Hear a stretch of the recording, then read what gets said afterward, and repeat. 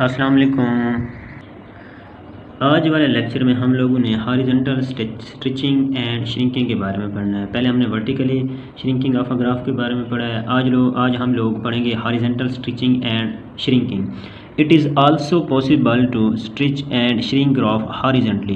वो कहता है कि ये तब पॉसिबल होगा। फिर आगे जैसे हमने वर्टिकली की हमने क्या उसकी vertical stitching and shrinking graph के हमने 2-3 पॉइंट्स पढ़े थे, उनकी कंडीशंस पढ़ी थी।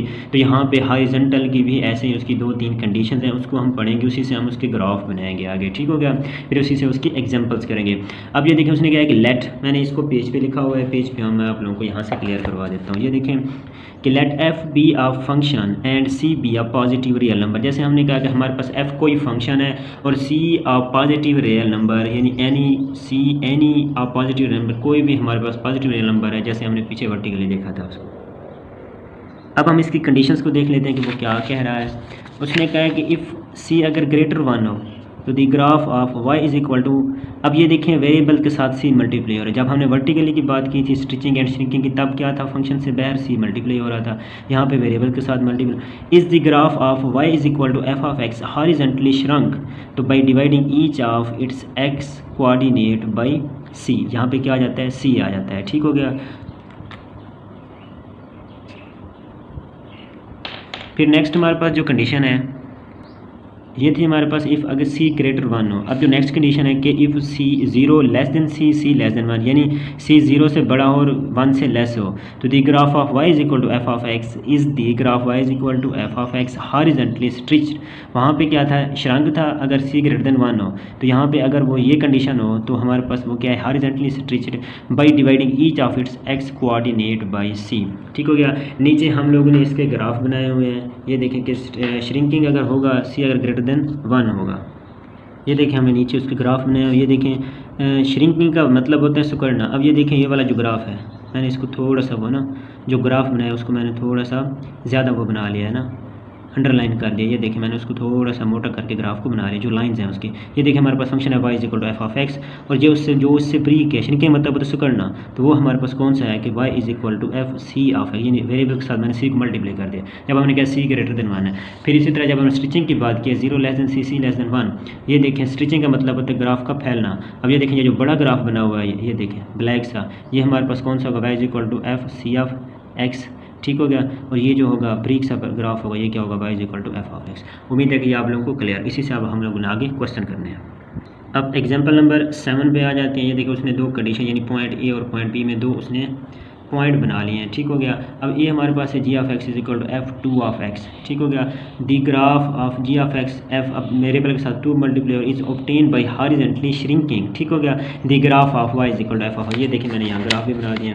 ये देखिए उसने 0 वैल्यू पुट की है, फिर उसने क्या पुट किया है, 4 0 आ गया हमारे पास, फिर -2 4 आ गया, -4। इसका मकसद ये है कि अगर आप लोग खुद भी कोई वैल्यू ले सकते हैं, कोई फंक्शन ले सकते हैं। यहाँ 2 की जगह आप 3 लिख सकते हैं, यहाँ 2 की जगह आप 4 लिख सकते हैं, 5 लिख सकते हैं। कोई भी वैल्यू आप पुट करके आप लोग ग्राफ बना सकते हैं। खुद से कोई वैल्यू आप लोग पुट करके आप लोग, मतलब आप लोगों को कंसेप्ट होना चाहिए कि हमने ग्राफ बनाना कैसे है, कि वो किस तरह का हमें क्वेश्चन दे देता है। जब तक आप लोगों को टॉपिक क्लियर नहीं होंगे, अगर आप लोगों को टॉपिक क्लियर होंगे तो आप लोगों को किसी किस्म का वो फंक्शन दे जाता है, तो आप लोगों को कहता है कि हाँ आप लोगों ने इसका ग्राफ बनाना है। जब भी आप उसको देखेंगे फंक्शन को, आप लोगों को पता चल जाएगा कि वो फंक्शन के साथ मल्टीप्लाई हो रहा है, तो वो वर्टिकली होगा, फिर हॉरिजॉन्टली होगा।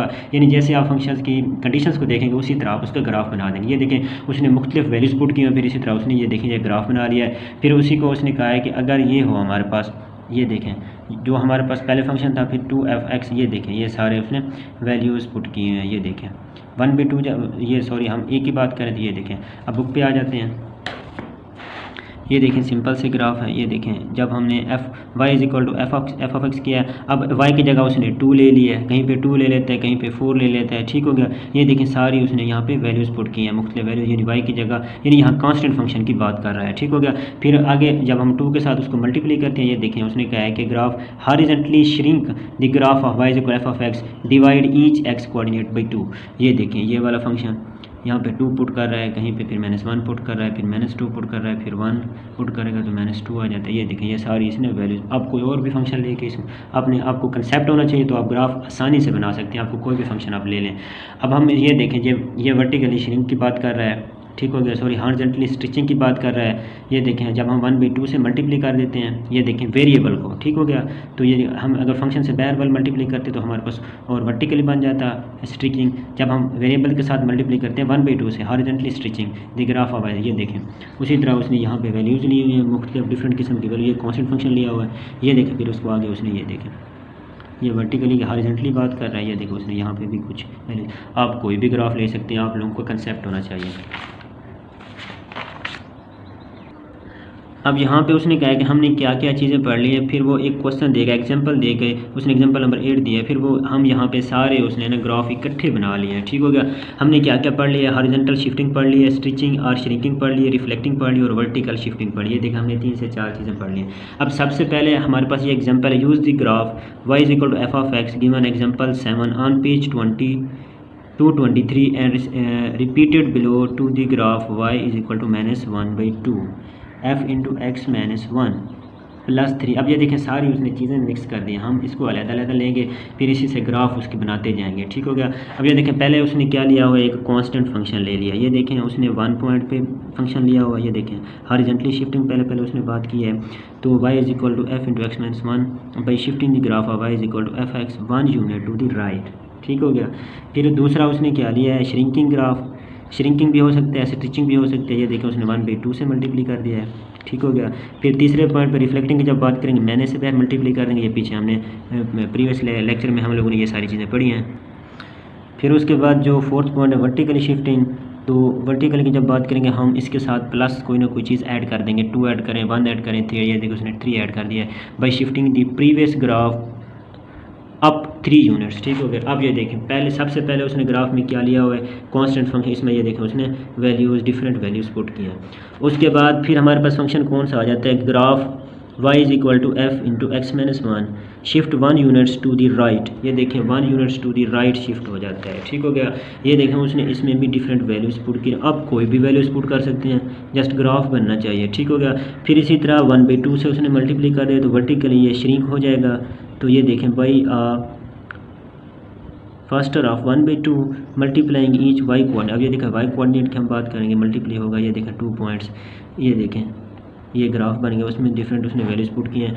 फिर इसी तरह जब हम इसको रिफ्लेक्ट करते हैं तो मैंने इससे मल्टीप्लाई करेंगे, फिर इसमें जब वैल्यूज़ पुट करेंगे तो ये हमारे पास ग्राफ। ये जस्ट क्या है, इसकी प्रैक्टिस है। पीछे मैंने ये सारी चीज़ें आप लोगों को एक एक ग्राफ बन के मैंने आप लोगों को बना के क्लियर कर, reflecting y axis, x axis, फिर श्रिंकिंग, स्टिचिंग, ये सारी चीज़ें मैंने आप लोगों को करवाई हैं। वर्टिकली, फिर ये देखें हॉरिजॉन्टली शिफ्टिंग, फिर वर्टिकली शिफ्टिंग, ये सारी चीज़ें हम लोगों ने एक एक टॉपिक की मैंने सारे ग्राफ आप लोगों को करवाए। अब आप लोगों ने खुद ही ये प्रैक्टिस करनी है, ठीक हो गया। ये देखें ये उसने सारे ऐसे ग्राफ बना दिए, एक एक चीज़ मैंने, फिर उसने सारा इसको ना पूरे इसको इकट्ठे कर दिया। आप कोई और फंक्शन ले लें, कोई और वैल्यूज़ ले रहे हैं, जस्ट आप लोगों को कंसेप्ट होना चाहिए हमने ग्राफ बनाना कैसे है, श्रिंक कैसे होगा, स्टिचिंग कैसे होगी। ये देखें फिर उसने प्रैक्टिस के लिए आप लोगों को ये एग्जाम्पल नंबर, ये चेक पॉइंट 8 भी दे दिया। ये देखें अब यहाँ पे -2 दे दिया है, ठीक हो गया।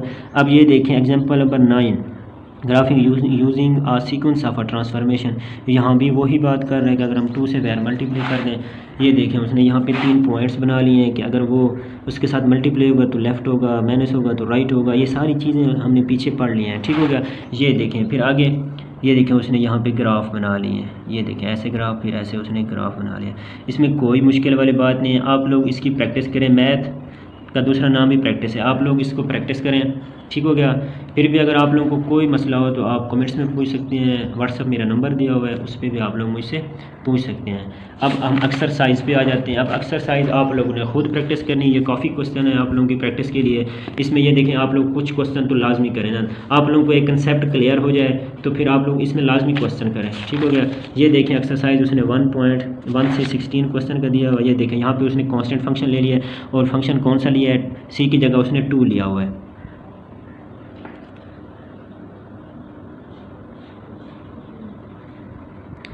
यहाँ देखें उसने कांस्टेंट फंक्शन 2 लिया हुआ है, ठीक हो गया। पहले उसने 0 पुट किया है तो 0.2 आ गया, फिर 2 पुट किया तो 2.2 आ गया, फिर -2। ये देखें उसने ग्राफ बना दिया।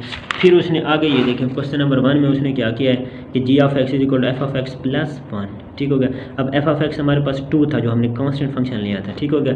जैसे यहाँ हम कोई ना कोई वैल्यूज पुट करते जाएंगे, ये देखें अब 3 आ जाएगा तो 1 पुट करेंगे तब भी 3 आएगा। ये देखें ये उसने क्वेश्चन नंबर 1 का जो आंसर लिखा हुआ है, इसका मतलब हमने फंक्शन के साथ 1 पुट किया है, तो ये देखें ये थोड़ा सा क्या हो जाएगा, अपवर्ड हो गया। ये देखें फंक्शन अपवर्ड हो गया, इसमें फिर उसने वैल्यूज पुट किए हैं। तो सारे ऐसे ही क्वेश्चन है, कहीं पे वो -1 लगा रहा है, कहीं पे +1 लगा रहा है। ये देखें सारे उसने ऐसे क्वेश्चन दिए हैं। ये देखें पहले उसने ये दिया हुआ है सिंपल से क्वेश्चन, यानी हर स्टेप बाई, फिर 17 से 32। ये देखें उसने पहले यहाँ पे ग्राफ बनाया हुआ है, फिर इसी ग्राफ को फिर आगे वो क्वेश्चंस को थोड़ा सा एडवांस कर रहा है। हाँ जी, ये क्वेश्चन की आप लोगों ने प्रैक्टिस करनी है, ठीक हो गया। ये 33 से फिर 44 क्वेश्चन है, उसने फिर इन्हीं ग्राफ को ना फिर वो आगे ये देखें, जैसे उसने यहाँ पे ये देखें ये क्वेश्चन दिए हैं, फिर इसमें वो कुछ ऐड कर रहा है, कुछ सेपरेट कर रहा है, फिर इसी ग्राफों को हम अपवर्ड करते जाएंगे, डाउनवर्ड करते जाएंगे, लेफ्ट साइड राइट साइड। ये देखें सारी चीज़ें ना उसने यहाँ पे। अब ये देखें काफ़ी 122 के करीब क्वेश्चन हैं। मतलब ये है कि आप लोगों को मेन इसके जो टॉपिक्स का कंसेप्ट होना चाहिए, क्वेश्चन को आप लोगों को किसी किस्म का भी दे दे तो आप लोग कर सकें उसको, ठीक है। आप लोगों को कंसेप्ट होना चाहिए, ठीक हो गया। ये देखें आप, ये देख आप लोगों ने खुद प्रैक्टिस करनी है। ये देखिए उसने सारे आगे आंसर, आप कोई और वैल्यूज पुट करते जाएँ, कोई और पॉइंट्स लेके -2 की जगह -3 ले लें, -4 ले लें, कोई भी और पॉइंट्स लेके पुट करते जाएँ, आप लोग ग्राफ बनता जाएगा, ठीक हो गया। जस्ट ये है कि आप लोगों को उसका कंसेप्ट होना चाहिए। ये उसने सारे इसके ना आंसर लिखे हैं, ठीक हो गया। आप लोग इसकी प्रैक्टिस करें। अगर आप लोगों को कोई क्वेश्चन का प्रॉब्लम हो, कोई चीज़ समझ ना आए, तो आप लोग मुझसे पूछ सकते हैं। उम्मीद है कि ये सारी चीज़ें आप लोगों को क्लियर हो गई होंगी। अगर मेरी वीडियो आप लोगों को वाकई अच्छी लगी है तो कमेंट्स में ज़रूर बताएं, चैनल को सब्सक्राइब करें नेक्स्ट लेक्चर के लिए।